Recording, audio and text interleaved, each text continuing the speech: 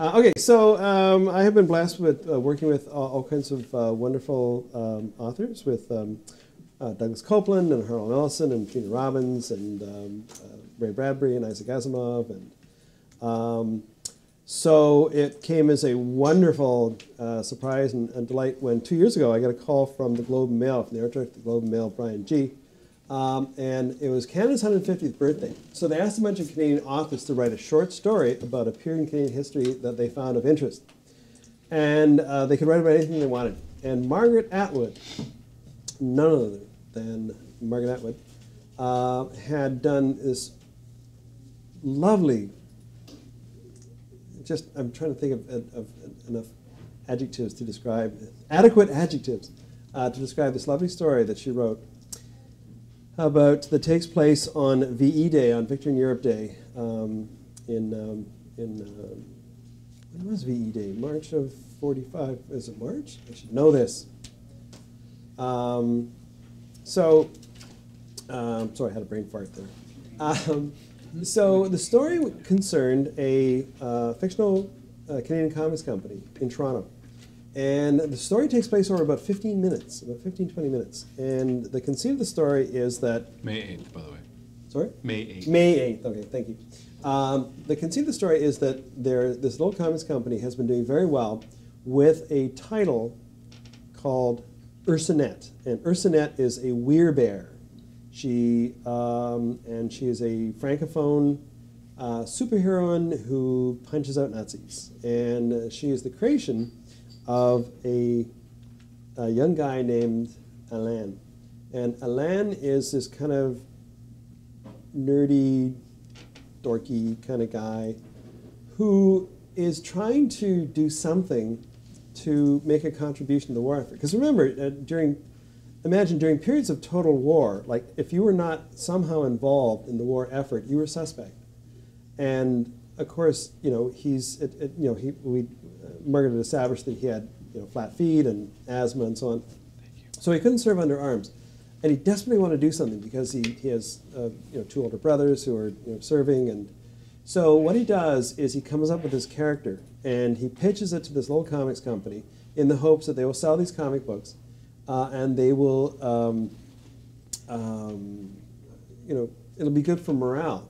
And the thing to remember about that most people don't know is that Canada had its own comics industry during the war. So what happened was this thing was enacted called the War Exchange Conservation Act in about 1942 or thereabouts. It embargoed certain goods coming up from the United States, including unnecessary goods like comic books. So suddenly there were no comic books. And a number of publishers, 4 of them in fact, 1 in Vancouver, 2 in Toronto, and 1 in Montreal, started publishing comic books. So we had Brock Windsor, and Nelvana, the Northern Lights, and Johnny Canuck, and so on. And they did fairly well.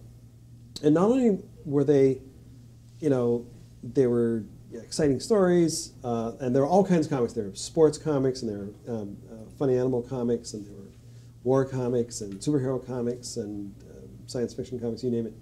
But they were also, in some ways, the beginnings of fandom, because people would write letters, and they would put their addresses in the letters, and people started communicating with each other. And a lot of it was ways that kids could say, well, I live in Hamilton, and I'm going to do a scrap drive, so anybody else who lives in Hamilton, contact me at this address, and we'll get together, and we'll get a bunch of pots and pans together, and we'll build another Spitfire or whatever. So it was a really interesting way that they built community. It wasn't just like they were entertaining, they were actually building community and making a contribution, a positive contribution to war effort.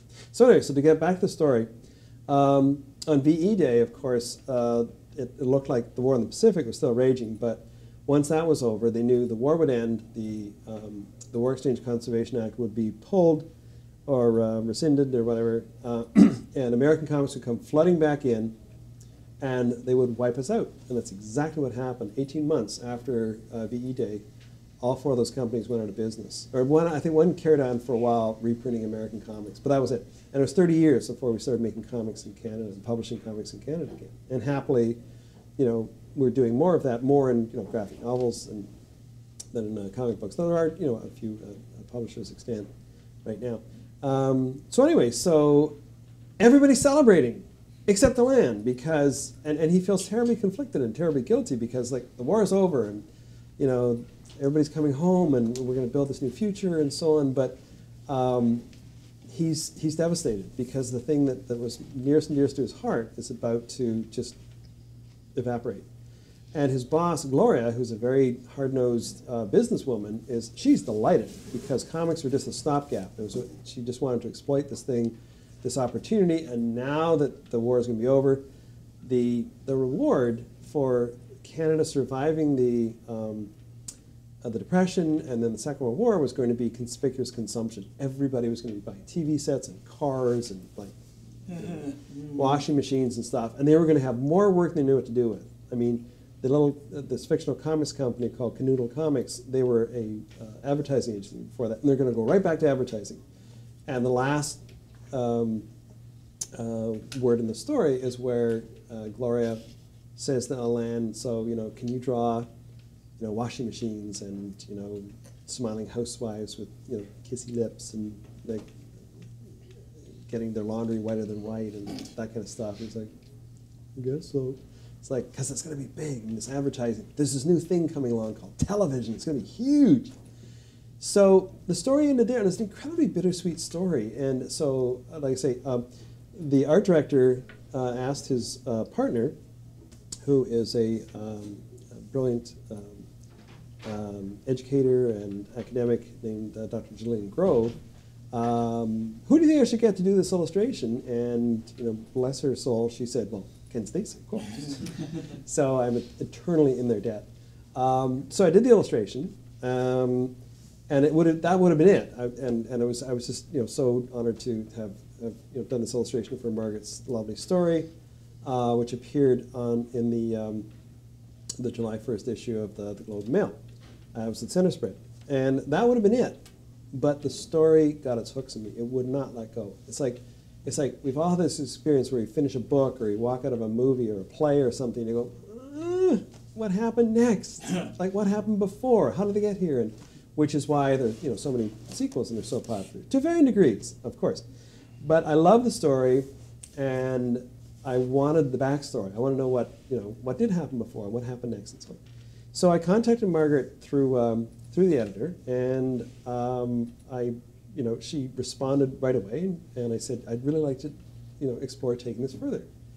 And she said, what have you got in mind? And so I literally sat down, and the next 2 days I hammered out a synopsis for what I imagined the story would be. And we had a lovely afternoon where we reviewed the story and threw some ideas around, and she said, great. And she had just come off doing Angel Catbird with the amazing Johnny Christmas. And she said, well, do you think we should pitch it to Dark Horse Comics? Like, Daniel Shaban is my editor there. And I said, that'd be a good idea. Yes, thank you. That sounds nice, yes. And so she did. She said, you know, here's what's going on. And like 15 minutes later, Daniel emailed me and said, hello, yes, can we have this, please? I said, sure. And that was that. I mean, it was like one of the easiest, it was like falling off a log. Not like that Victor Vector falling off a log.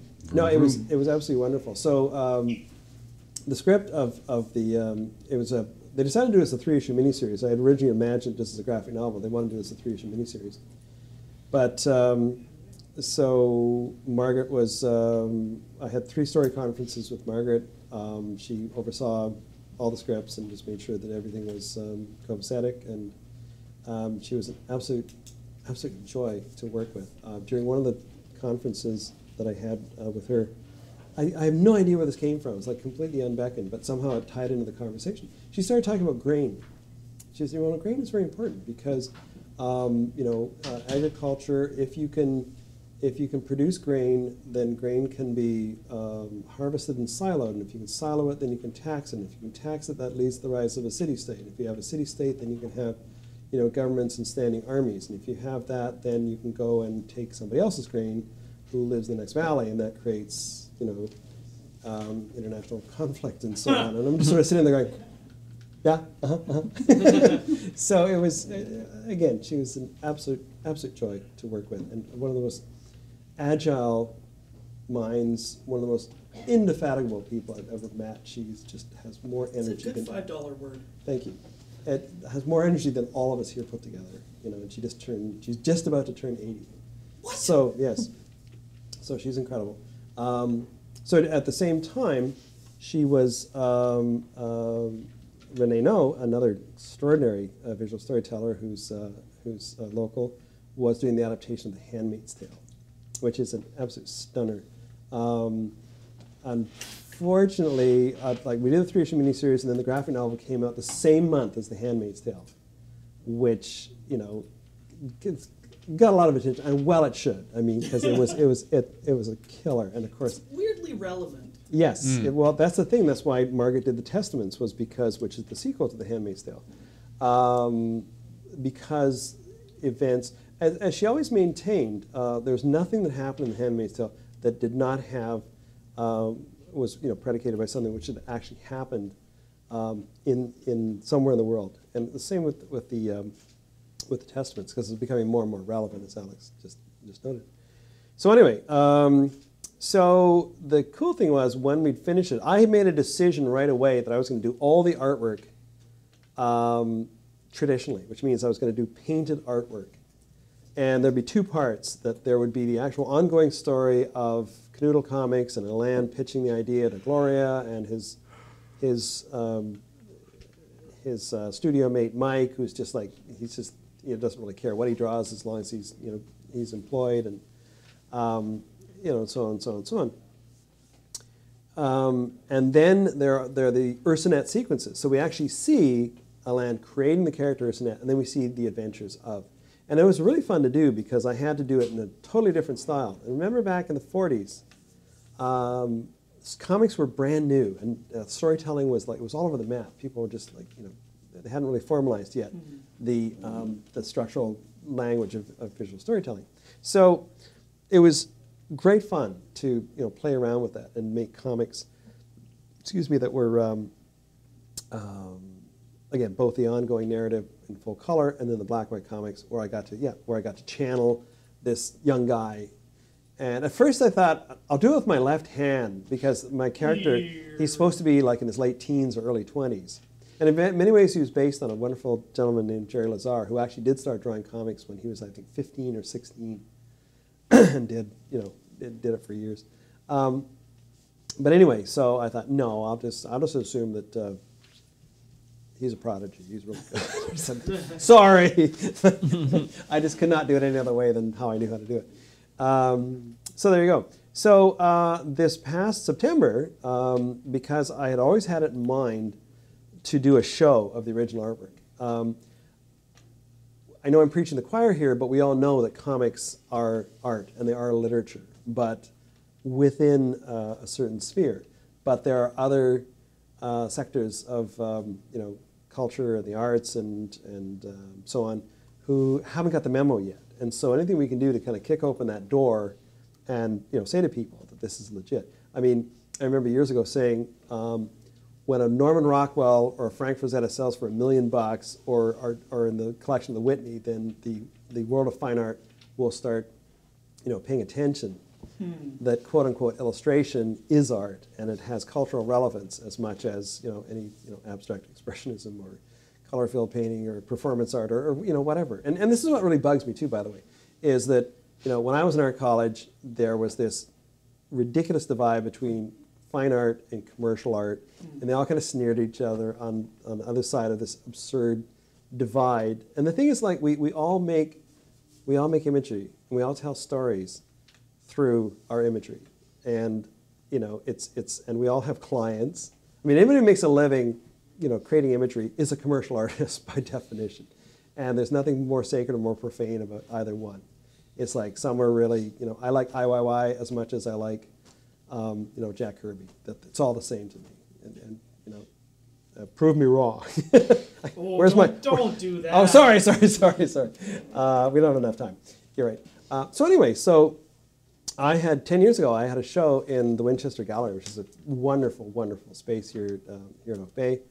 And so I immediately pitched them the idea of doing a show. But I thought, listen, Margaret has collaborated with two other amazing visual storytellers, Renee No and Johnny Christmas. And I said, how about we have a show of all three of us. And they were very amenable to that. So the show was in September, and it was wonderful. And we timed it so that Margaret was actually there for the opening. And I'm deeply grateful to her for making the effort and making an appearance. It was just, it was like one of those just shoot me now kind of moments.